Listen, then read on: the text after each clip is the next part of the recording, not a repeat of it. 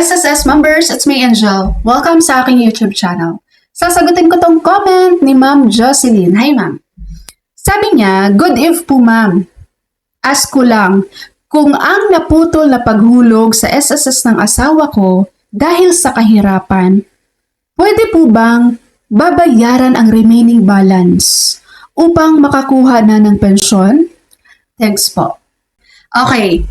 Number 1, yung mga past months or mga past years na hindi niyo po nabayaran or hindi po kayo nakapag-payment sa inyong SSS contributions, hindi na po pwedeng bayaran yun ha. Okay? Malinaw, hindi na po pwedeng bayaran yun. Number 2 naman, kung ang tinutukoy nyo naman dito guys ay advance payment. Kumbaga, babayaran nyo na yung kulang niya ng mga buwan kahit hindi pa naman due, para lang makapag-avail kayo ng pensyon. Parang yun po yung ibig yung sabihin. Ganito po yan.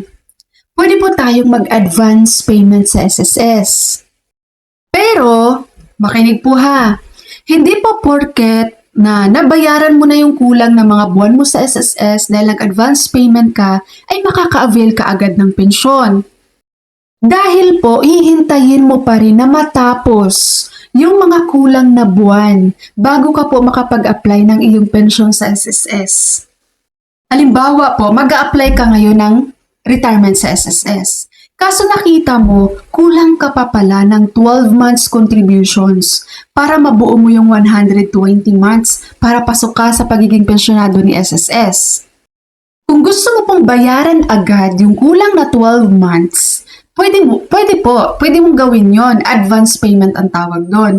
Pero hihintay mo pa rin na kung kailan dapat matapos yung 12 months na yan bago ka maka-apply ng pensyon.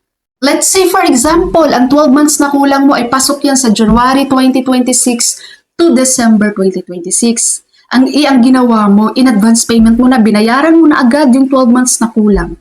So, ibig sabihin po niyan, hihintayin mo pa rin matapos ang December 2026. No, ang kanyang 12 months bago ka maka-apply ng pensyon sa SSS. Malinaw po ba? In short po guys ha, pwede tayong mag-advance payment sa SSS pero hindi ibig sabihin nun ay matik na makakapag-avail agad tayo ng benefits dahil may mga qualifications and requirements yan na dapat sundin natin. Bibigyan ko kayo ng another example.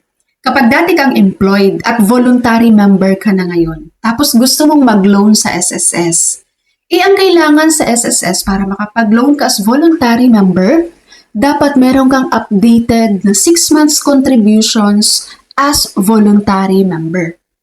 Ngayon pagtatanungin mo ko, pwede bang i-advance ko na yung 6 months para maka-loan na ako? Pwede mo nang bayaran ang 6 months contributions, advance payment. Pero, hihintayin mo pa rin matapos yung 6 months na yan bago ka makapag-loan sa SSS. Nagigets po?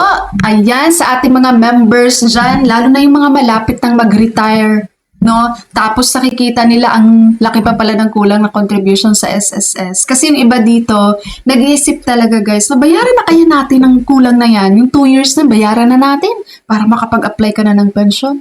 Hindi po. Pwede kayo mag-advance payment, hintayin mo pa rin matapos yung 2 years na yan bago kayo makapag-apply ng pension sa SSS. Okay, kaya ngayon pa lang, habang matagal-tagal pa para mabuo yung 120 months guys, you have to make sure na maghuhulog kayo dyan buwan-buwan. Para pagdating nyo ng retirement age, no, hindi kayo maghahabol. Okay, SSS members, that's all for my video for today. Thank you so much for watching everyone. God bless you all.